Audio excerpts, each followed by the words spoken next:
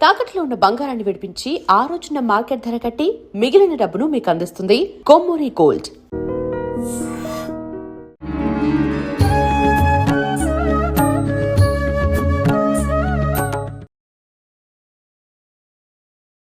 నమస్కారం, welcome to I dream. ధర్మ మార్గం విత్ విజిత కార్యక్రమానికి స్వాగతం.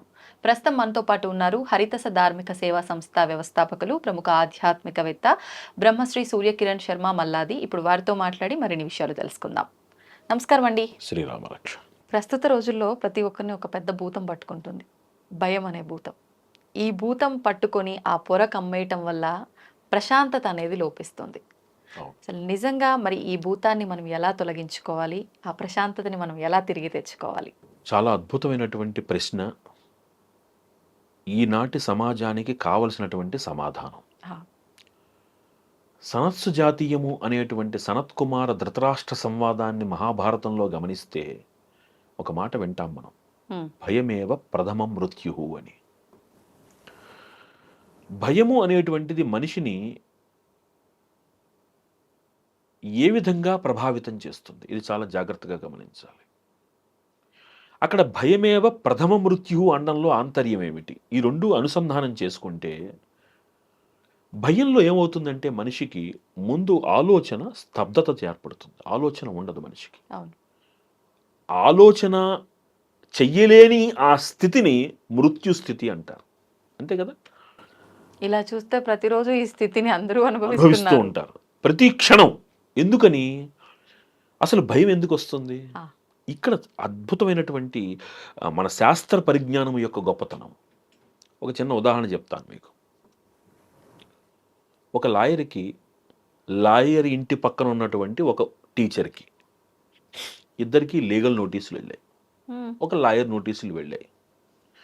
లాయర్ నోటీస్ అనగానే టీచరు ఆనందంగా తీసుకుంటాడా? నాకు లాయర్ నోటీస్ వచ్చిన ఎగురుకుంటూ తీసుకుంటాడా? ముందు కాళ్ళలోంచి వణుకు ప్రారంభిస్తుంది.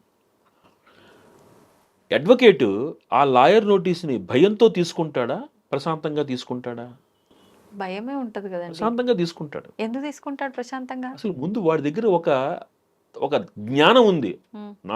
నాకు ఏదో దాని ఏమంటారు, లాయర్ నోటీస్ వచ్చిందా, అండర్ వాట్ సెక్షన్ చూద్దాం ఫస్ట్. రైట్ రైట్ అవును. ఇంత కూలంకషంగా ఆ టీచర్ ఆలోచించలేడు. ఎందుకని? ఆ అడ్వకేట్ నోటీస్ అనగానే భయానికి ముఖ్య కారణం ఏమవుతుంది? అక్కడ ఆ జ్ఞానం లేకపోవడం. ఇక్కడ ధైర్యానికి కారణం ఏమవుతుంది? జ్ఞానం ఉండడం. ఇది నిజానికి ఇది సరైనటువంటి ఉదాహరణ కాదు, కానీ విద్య, ఆ కాస్త విద్య ఉండడం వలన లాయర్ ధైర్యంగా ఉన్నాడు, టీచర్ భయపడ్డాడు. అంటే జీవితాన్ని కనుక మీరు అనుసంధానం చేసుకుంటే భయానికి ముఖ్య కారణం ఏమిటి అంటే మనకి సరైన అవగాహన, జ్ఞానము లేకపోవడం. మొట్టమొదటి మాట. దేనిలో అవగాహన లేకపోవడం? ఏ రకమైన జ్ఞానం? నేను తీసుకుంటున్నటువంటి నిర్ణయాల మీద అవగాహన లేకపోవడం. ఈ నిర్ణయం ఎప్పుడైతే అవగాహన రాహిత్యంతో మనం తీసుకుంటున్నామో పర్యవసానానికి భయపడుతున్నాం. రిజల్ట్ ఏంటి? మన నిర్ణయాన్ని బట్టే వస్తుంది. అంతే కదా? దానికి భయపడుతున్నాం. ఇక్కడ మనిషి భయపడేటంత నిర్ణయాన్ని ఎలా తీసుకుంటున్నాడు అంటే నాకు తెలీదా అనుకుని బట్టి తీసుకుంటున్నాడు. చాలా జాగ్రత్తగా గమనించండి. మనిషి, మళ్ళీ మనం గతంలో చర్చించుకున్నదైనా ఇంకోసారి చెప్తాను. మీ చిన్నతనంలో మీరు బయటికి వెళ్ళారు, నాన్న అమ్మ పక్కన ఉన్నారు, మధ్యలో మీరు నడుస్తున్నారు. నడిచే సమయంలో మీకు భయం వేసిందా? ఎందుకు? రెండు నమ్మకాలు. నాతో ఇద్దరు ఉన్నారు, నాతో ఉన్న ఇద్దరు సమర్థులు అనేటువంటి నమ్మకం. అయిపోయింది. ఆ స్థాయి దాటి మీరు ఒంటరిగా బయటకు వచ్చారు. ఇంటికి వెళ్ళేంత వరకు మీ నాన్నగారికి బెంగే, మీ అమ్మగారికి బెంగే, మీకు బెంగే. ఎందుకు? ఇక్కడ నేను, అర్థమైందా? ఆ నేను అనే స్థాయిని దాటి మనం ఎప్పుడైతే అసంబద్ధమైనటువంటి ఆలోచనలు లేకుండా నాకేది మంచిదో ఆ నిర్ణయాన్ని తీసుకునే స్థాయికి నేను కనుక సంప్రదించి నేను వెళ్ళగలను, నీ నిర్ణయాలు 99.9% తప్పు కావు. నిర్ణయం తీసుకునేటంత బలహీన స్థితిలో మానవుడు ఎందుకుంటాడు అంటే ఆకర్షణ. అంటే భౌతిక విషయాలపైన. అంటే అదే కదా, పక్కవాడికి కారు ఉంది, నాకు లేకపోతే అలా. వాళ్ళ ఇంట్లో 55 ఇంచుల టీవీ ఉంది, నా ఇంట్లో 32 ఇంచులే ఉంది.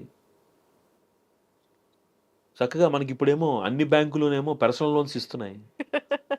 సాఫ్ట్వేర్ ఇండస్ట్రీనేమో ఉద్యోగం ఎన్నాళ్ళు అనేటువంటి గ్యారంటీ ఇవ్వలేకపోతున్నాయి. తీసుకున్నప్పుడు ఉన్న ఆనందం కట్టేటప్పుడు కట్టగలనా అనే భయంగా మారుతోంది. నిజం. పక్కవాడు ఆనందంగా ఉన్నాడు, నేను ఆ స్థాయికి చేరుకోగలనా అనే భయం. నా పిల్లలు, పక్కవాడి పిల్లలు 10th క్లాస్లో ఫస్ట్ ర్యాంక్ వచ్చింది, నా పిల్లలు ఆ స్థాయికి చేరుకుంటారా అనే భయం. 1,00,000, 2,00,000, 3,00,000 పెట్టి వాడిని కాలేజీలో జాయిన్ చేశాను, వాడికి ఫస్ట్ ర్యాంక్ వస్తుందా రాదా అనే భయం. ప్రతి చోట భయం ఎందుకు కలుగుతోంది అంటే ఇంక్రీజ్డ్ ఎక్స్పెక్టేషన్స్. అవును. ఒకటి అవ్వాలి అనుకుని మనం పని చేస్తున్నాం. మనము పని చేసిన తర్వాత ఫలితాన్ని స్వీకరించటంలా, గుర్తుపెట్టుకోండి మీరు. అవును, నిజం. ఒకటి అవ్వాలి అనుకుని మీరు పని ప్రారంభించినంతకాలం మీ ఆలోచనల్లో అలజడి ఉంటుంది. ఆ అలజడి మీ మానసిక ప్రశాంతతను పోగొడుతుంది. ఆ మానసిక ప్రశాంతత పోయిన తర్వాత జీవితం ఎలా అనే భయం మిమ్మల్ని ఆవహిస్తుంది. వీటి పరిష్కారం ఏమిటి అంటే, నాది కాని దాని గురించి నేను ఆశపడకుండా, అలా అని దాన్ని సాధించే ప్రయత్నం మానకుండా నా పరిధిని ఎరిగి నేను ప్రవర్తిస్తే ఏ మనిషి అయినా ఆనందంగా ఉంటాడు. ఎందుకంటే జీవితం వేదాంతం నేర్పించేటువంటి అద్భుత విషయం ఏమిటి అంటే, ఆనందం, దుఃఖం, సుఖం, రుచి, వీటి మీద మనసు పడేటువంటి ఆ ఆసక్తి తాత్కాలికం. ఆనందం అన్నారు, దుఃఖం అన్నారు, సుఖం అన్నారు. ఆనందానికి సుఖానికి సంబంధం ఉంది కదా? ఆనందము వేరు, సుఖం వేరు. ఏంటండి? సుఖము నేను అనుభవించేది, ఆనందము నేను అనుభూతి చెందేది. దుఃఖం, కష్టం, ఇవి కష్టం నేను అనుభవించేది, దుఃఖం నేను భావించేది. రుచి, అంతేగా, రుచి కోసం వెంపర్లాడతాడుగా మనిషి. ఉప్పు తక్కువైతే ఇంట్లో గొడవలు అయిపోతాయి, అవునా? నిజం, నిజం. కానీ శాస్త్రం ఏం చెప్తుంది అంటే, మగవాడికి ఇంట్లో రుచి ప్రశ్నించే అధికారం లేదు. ఆ విషయం తెలుసా? ఫస్ట్ ప్రశ్నలు తలెత్తేది అక్కడి నుంచేగా మరి. ఎప్పుడైతే మనిషి రుచి దగ్గర మౌనంగా ఉంటాడో జీవితంలో చాలా చోట్ల ఉన్నత స్థితికి ఎదుగుతాడు. మీరు ఇది కొంచెం మనం ఆధ్యాత్మికంగా వెళదాం. సహజంగా ఒకనాటి కాలంలో అన్నం వండిన తర్వాత, ఇప్పుడంటే అన్నం వండుతూ రుచులు చూస్తున్నారు. ఒకప్పుడు అలా చేసేవారు కాదు. అన్నం వండిన తర్వాత దేవుడికి నివేదన పెట్టి తినేవారు ప్రతిరోజు. ఇప్పుడు ఇంట్లో దేవుడి పటం పెట్టుకున్నాను అంటే నాతో పాటు దేవుడు ఉన్నాడనే కదా. ఆ దేవుడిని పస్తు పెట్టి నేను తినను కదా.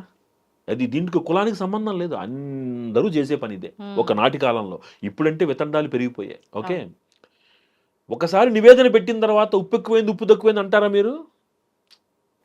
అక్కడ మీరు మౌనాన్ని పాటిస్తే, మీరు ఆహారాన్ని కనుక రుచి కోసం కాకుండా ఆకలి కోసం స్వీకరిస్తే, మీ మనస్సు చాలా చోట్ల నియంత్రణకి గురవుతుంది. మొట్టమొదటి పాయింట్ ఏమండి, మీరు అనుభవించే ఈ అనుభూతులు, ఆనందము, దుఃఖము, సుఖము, కష్టము, ఇవన్నీ తాత్కాలికం.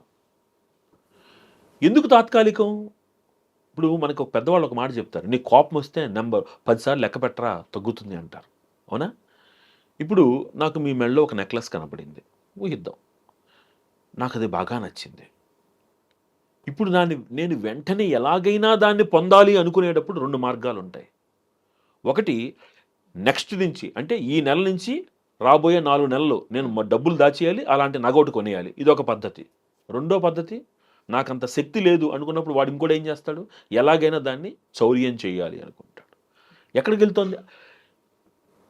మన మనస్సుకు నచ్చినటువంటి విషయం మీద అపేక్ష పెరిగినప్పుడు మీ ఆలోచనలలో ప్రశాంతత కరువైపోతుంది. కానీ మనిషికి పురోగతి కావాలి కదా. ఎస్, పురోగతి కావాలి.